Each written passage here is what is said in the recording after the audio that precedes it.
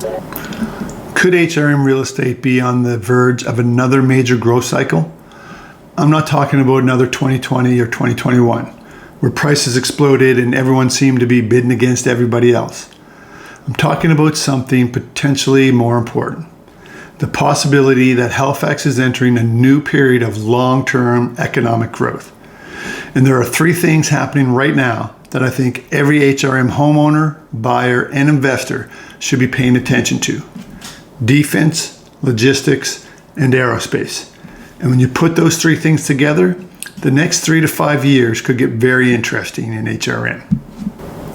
Let's start with what I think could be the biggest story, the submarine program.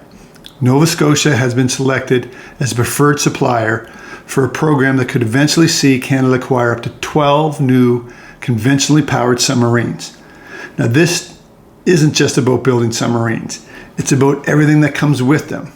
We're talking highly skilled workers, engineers, technicians, tradespeople, defense contractors, suppliers, logistics, technology, and professional services.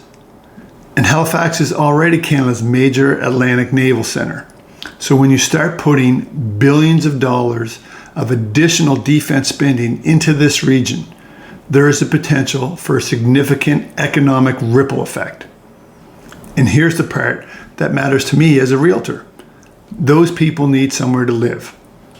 Some will rent, some will buy, some will move here from other parts of Canada, and some will move here from outside the country. That's real housing demand. And unlike a short-term construction project, defense infrastructure can create economic activity for decades.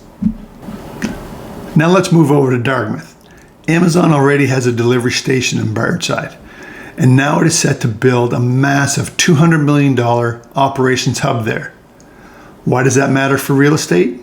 Because jobs create housing demand, and Dartmouth has something going for it. It has room to grow. You've got Burnside, you've got major transportation routes, you've got access to Halifax, and you've got communities like Cole Harbour, Eastern Passage, Dartmouth, Beaverbank, and Sackville within the broader housing ecosystem. Now, I want to be careful here. I'm not saying Amazon alone is going to cause Halifax house prices to explode. That's not realistic. But if logistics and distribution continue expanding in HRM, that's another piece of the economic puzzle. And when you combine that with defense growth, now things are getting more interesting. And then there's the one that sounds like science fiction, a spaceport in Nova Scotia. Spaceport Nova Scotia is being developed near Canso, and just recently, Maritime Launch Services and German aerospace company Isar Aerospace signed an agreement to develop a dedicated launch complex for Isar's Spectrum rocket. Now, I'm not going to tell you that someone who's working at the spaceport is going to buy a house in Bedford tomorrow. That's not the point. The bigger opportunity is what can develop around the space industry. Engineering, aerospace, satellite technology, defense, research, communications, advanced manufacturing. And where does a lot of Nova Scotia's talent, education, and professional infrastructure live? HRM. So the spaceport could potentially become part of a much larger aerospace and technology ecosystem. And that could be a long-term story. Now here's where I think people sometimes get the real estate story wrong. They look at one project and say, how many houses will that project sell?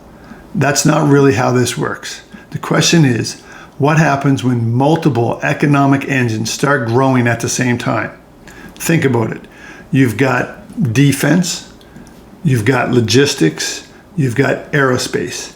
And HRM already has major employers and institutions in healthcare, education, government, technology, and professional services. That's economic diversity. And that's more important for a city because you're not relying on just one industry to drive your economy. Now here's the big question.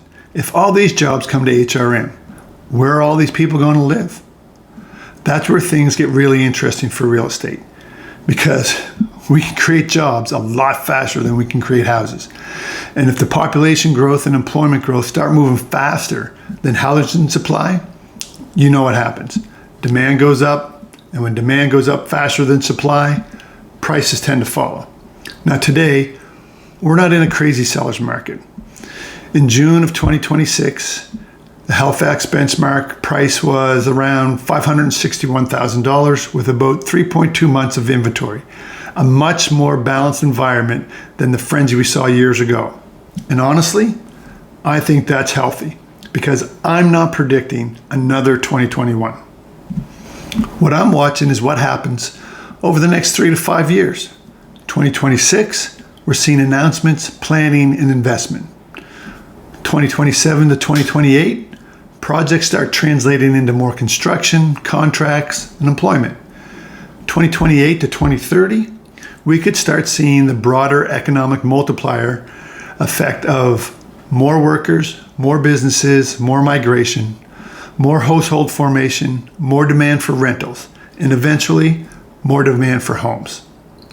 That's when I think the HRM real estate story could become really interesting. And this is where it gets particularly interesting for us locally. If you're looking at Dartmouth, I think the combination of Burnside, transportation infrastructure, employment growth make it one of those areas I'd be watching closely. Bedford could continue attracting higher income professional and family buyers. Sackville could benefit from people looking for more house for their money. And areas like Cole Harbour, Eastern Passage, Beaverbank, and Fall River could become increasingly attractive if people are pushed outward by affordability. And Halifax itself, well, Halifax is still going to be the economic and cultural center of the region. So I don't think this is a story about one neighborhood winning. It's a story about the entire HRM housing ecosystem potentially getting stronger. Now, before I get too carried away, none of this guarantees that house prices are going to skyrocket. Interest rates matter, affordability matters, government policy matters, construction matters, and most importantly, supply matters. If HRM builds enough housing to accommodate all this growth, then price increases could remain relatively moderate. But if economic growth accelerates while housing construction can't keep up, that's when things can change quickly. So, could Halifax real estate boom again between 2027 and 2030? I think it's possible. But I don't think the story is buy a house because prices are going to explode. That's not how I look at it. I think the more interesting story is this. Halifax is potentially entering a period of significant economic diversification. Submarines, defense, Amazon and logistics, aerospace, technology, healthcare, education, and government. All of those industries create something real estate needs. People with jobs who need places to live. And if HRM can't build housing fast enough to keep up with that demand, well, that's when the real estate market can get very interesting. So if you're thinking about buying, selling, or investing in HRM over the next 3 to 5 years, don't just watch the MLS, watch the economy. Because sometimes the biggest real estate stories start long before they ever show up in the sold statistics. I'm Pete Halley, a local realtor with Exit Realty Metro. And if you want to understand what's really happening in Halifax real estate, not just what the headlines are telling you, subscribe and I'll keep breaking it down for you. I'm always available for a chat, so don't hesitate to reach out. Thank you so much for watching. I really appreciate your support. That's it for this week. Have a great weekend.